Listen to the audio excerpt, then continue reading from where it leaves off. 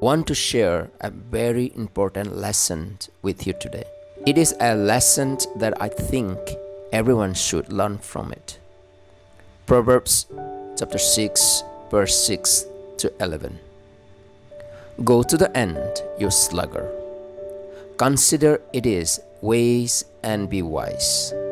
It has no commander, no overseer or ruler, yet it stores its provisions in summer, and gathers its food at harvest.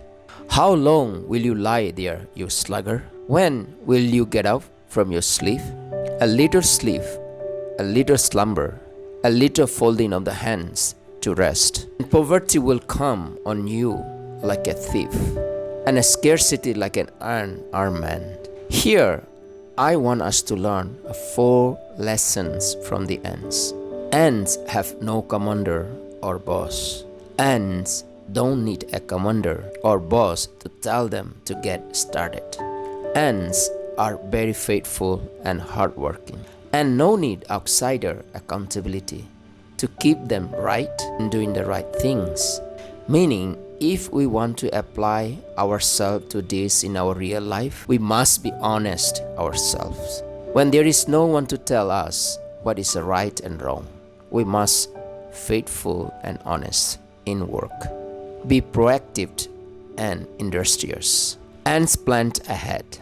Ants think winter all summer long. They store provisions for the winter in summer. They think for their future while the time is in their hands. Meaning, we need to be a good planner and store for the worst days to come. And also be wise in spending time while the time is in hands.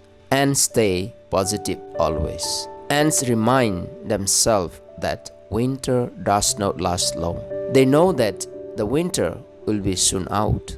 Meaning, whatever happens in our life right now, today or tomorrow, it will not last forever. We need to stay positive always. Ants work as a team. Ants never work alone. Their strength is in the teamwork. It means strength comes when we work together as a team.